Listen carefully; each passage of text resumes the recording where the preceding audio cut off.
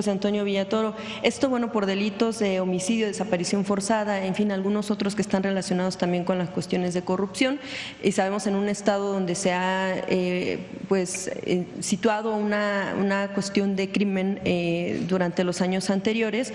Primero preguntarle qué información tiene sobre este hecho. Está relacionado precisamente con el tema de las acciones que están teniendo para contener, por ejemplo, a los grupos criminales.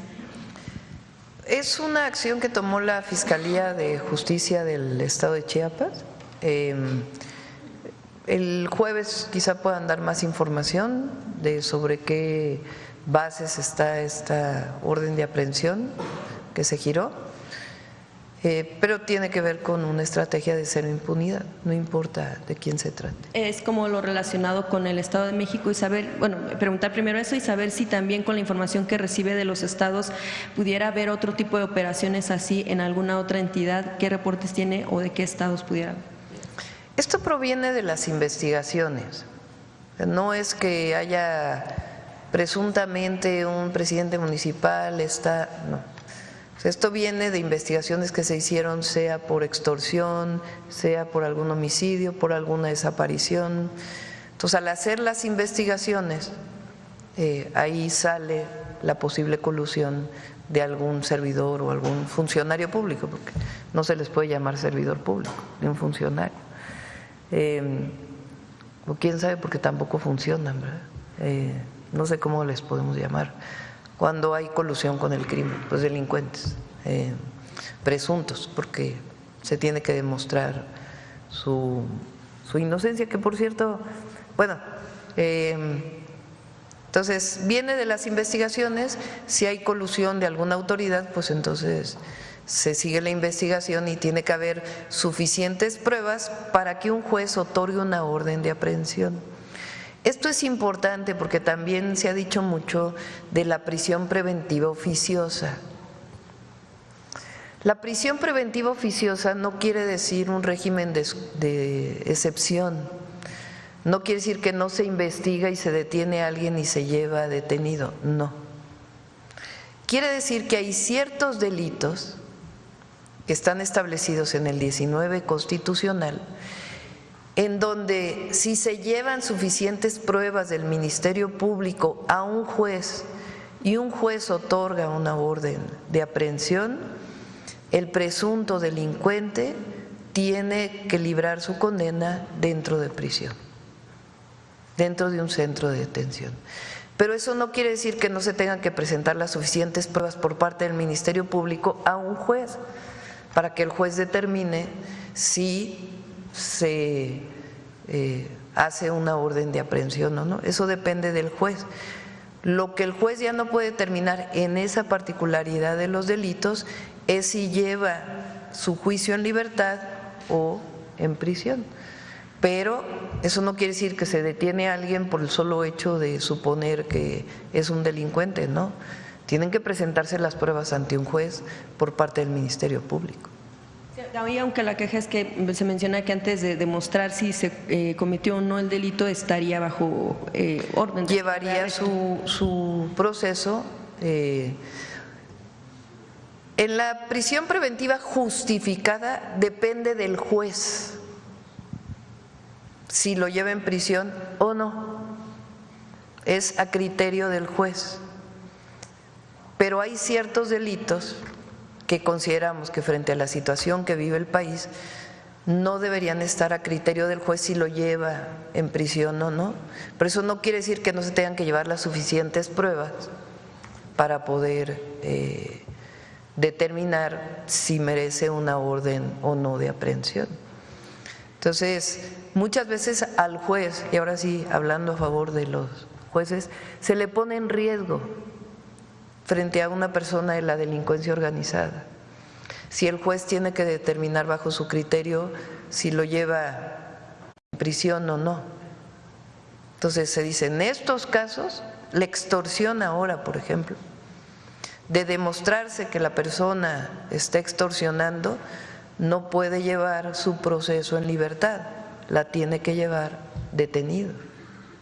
Ese es el tema de la prisión preventiva oficiosa, pero no quiere decir ningún régimen de excepción, ni mucho menos. Bien, precisamente sobre esta situación de colusión entre autoridades y entre algunas autoridades y grupos criminales, hay un informe sobre la democracia, en este caso, que analiza datos de decenas de países, entre ellos, por supuesto, México. Es del Instituto de Variedades de la Democracia, es de una universidad de Suecia, en donde participan también expertos de todo el mundo para ver los niveles justo de democracia. En algún punto lo que ellos mencionan es que, bueno, primero ubican a México como en un episodio de autocratización a partir de 2023, es decir, que sí tuvo un periodo de democracia, pero que está hacia una zona gris. En algunos de los puntos que menciona es que esto se debió principalmente a la situación de inseguridad que viene de sexenios anteriores, pero con las decisiones que se tomaron, por ejemplo, desde el sexenio de Calderón hasta el anterior. Lo que concluye un poco es que se tiene como la misma estrategia en torno al tema de delegar las cuestiones a las Fuerzas Armadas. Eso mencionan desde Calderón con el tema de la declaración de guerra contra el narcotráfico, incluso hasta el sexenio pasado con el uso de las Fuerzas Armadas. Lo que mencionan ellos en este sentido es que, por ejemplo, el tema de la inseguridad o de la violencia se debe mucho o no se entiende si no hay una colusión entre las autoridades de algunos o de ciertos niveles con la delincuencia. Sin embargo, también lo que mencionan es que lo que influye en el tema de la democracia son las decisiones que toman los gobiernos. En este caso, lo que menciona es que es el cómo se hizo, ¿no? Por ejemplo, dicen la autocracia por este tema de querer acaparar las decisiones incluso del propio legislativo o del judicial a partir de decisiones que tomaron, por ejemplo, de la adscripción de la Guardia Nacional a las Fuerzas Armadas, etcétera. Primero preguntarle si usted observa estos claroscuros que mencionan no solamente en la región América Latina, sino en México, con este tipo de decisiones de cómo se hicieron, es decir, para poder tomar algunas de las determinaciones desde el sexenio anterior, que se necesitó, por ejemplo, la reforma judicial, que se necesitó, por ejemplo, tener 2/3 partes del legislativo, y que eso al mismo tiempo implica, según mencionan estos análisis, que se puede socavar la democracia. Que me digan qué país en Europa no busca que… Ellos tienen régimen parlamentario, muchos de ellos, no todos, pero tener la mayoría. O sea, un proyecto político busca tener la mayoría en los congresos. Acaba de ser la elección en Estados Unidos. ¿Qué buscaba el Partido Republicano? Pues tener mayoría en la Cámara Baja y en la Cámara Alta. ¿Qué buscaba el Partido Demócrata? Pues tener mayoría en la Cámara Baja y en la Cámara Alta. ¿Qué busca cualquier proyecto político en cualquier país? ¿O a poco un proyecto político en un país dice, bueno, yo propongo que yo gane la presidencia, pero que la Cámara de Diputados y Senadores la gane otro partido para poder que una entidad que hace un índice nos diga que somos democráticos? Pues no. Es evidente que cuando hay un proyecto de nación que se le presenta al pueblo para su decisión, pues uno busca tener la mayoría en la Cámara de Diputados y en la Cámara de Senadores. Lo que pasó ahora es que con las leyes electorales actuales, pues ganamos la mayoría calificada, que se sorprendieron muchos, pero así fue. Entonces, ¿por qué eso quiere decir autoritarismo? ¿En dónde? ¿En qué país? Autoritarismo es que hubiera represión. Autoritarismo es que no hubiera libertad de prensa, que por cierto fue el Día Nacional del Periodista, muchas felicidades, creo que ayer o antier, ¿verdad? Ayer. Autoritarismo sería que reprimiéramos una manifestación cuando se hace, pero sencillamente la Cámara de Diputados, un proyecto de nación está votando pues por aquello en lo que cree. Entonces, ¿de cuándo acá eso es? Eso por un lado. Por otro lado,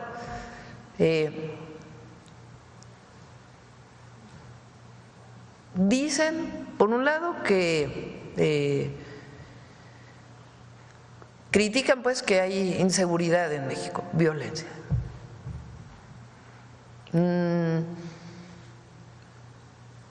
¿Y por qué critican que se decidió hacer una fuerza nacional para atender la inseguridad y la violencia?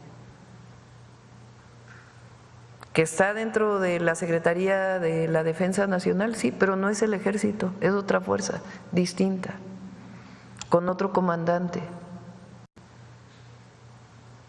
que tiene sus propias características. Eso sí, tiene la disciplina, la lealtad con la que se forman los soldados, las soldadas. Entonces, ¿cuáles son los criterios para decir que en México no hay democracia?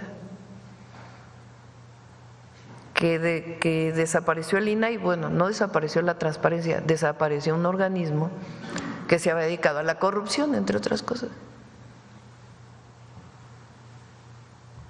Entonces, habría que ver, pues, no pretendo desacreditar, pues, pero ¿qué es lo que toman en cuenta y quiénes hacen estas evaluaciones y bajo qué criterios? Porque es lo mismo cuando un primer ministro en Europa tiene 16 años en el poder, como lo fue Angela Merkel. Por cierto, estoy leyendo sus memorias, muy interesantes. Nadie decía que había problema, pero había una reelección de un presidente en América Latina y ¡guau! Ahí donde se permite la reelección. Entonces, por eso digo que ¿con qué criterio se mide? Sí, un poco también el informe también concluye que sí, en efecto, en Europa… Y no hablo mal de Angela Merkel ni nada, sino digo que se mida con lo misma, con el mismo criterio, ¿no? Sí, con el mismo indicador. Ajá, también el tema, bueno, lo que mencionan es que sí, en efecto, en Europa sí ha tenido más retrocesos que los avances que se han podido tener incluso en la región de América Latina. Y también incluso han mencionado que mientras no se tuvo, por mencionarlo de alguna manera, la mayoría en las cámaras, lo que se hizo, por ejemplo, en el caso de México, es un abuso de los decretos para que presidenciales, que sí, en efecto, son una facultad, pero que se tuvo un abuso de ese uso de decretos para poder llevar a cabo algunas de las iniciativas o algunas de las estrategias que tenía el… Pues sí, pero no dicen que había una Suprema Corte de Justicia que quería legislar. Pues hay que poner todo en contexto, ¿no? Porque se aprobó una ley eléctrica en el Congreso y la Suprema Corte de Justicia de la Nación le echó para atrás, sin argumentos. Entonces, ¿por qué no dicen cómo actúa la Corte, por ejemplo? Y qué bueno que ahora se va a elegir por voto popular, o eso no es democracia. Por eso yo digo, y lo sostengo, que somos el país más democrático. Fíjense, decían de los vapeadores, ¿no? Que ¿cómo que se iban a prohibir? Leí que creo que en Bélgica, ¿no?, ya se prohibieron los vapeadores. Así al ratito van a ver que va a haber otros países que van a elegir la Corte. Bueno, precisamente, Presidenta, sí. Nada más hablando del Poder Judicial y finalmente, todavía en agosto del año pasado el expresidente Andrés Manuel López Obrador había enviado a la ministra presidenta Norma Piña un oficio para resolver ya el caso de Ricardo Salinas Pliego. Lo que ahora se sabe también en estos días es que el equipo legal de Grupo Electra pues logró mantener en el limbo esta resolución para el pagar más o casi 35,000 millones de pesos. Ahora con la tramitación de recursos de reclamación e impedimentos contra 4 ministros que ubican en favor del gobierno, del partido pues Morena, están buscando que no intervengan o no lleven a ponencia estos casos precisamente para hacer o dilatar más el tema y que sea pues tal vez resuelto con los ministros la nueva elección que pueda haber, pero que no necesariamente sean con los que actualmente están, que se han manifestado pues en favor de este proyecto. ¿Considera usted que pudiera darse todavía un avance en todavía de hecho en estos días se iba a tener la ponencia de uno de los casos para resolver, porque están divididos, son diversos, en suma 35,000 millones de pesos? Sin embargo, todavía con recursos legales se está pidiendo que se dilate este procedimiento. Pues sería muy bueno, una buena acción de la Corte.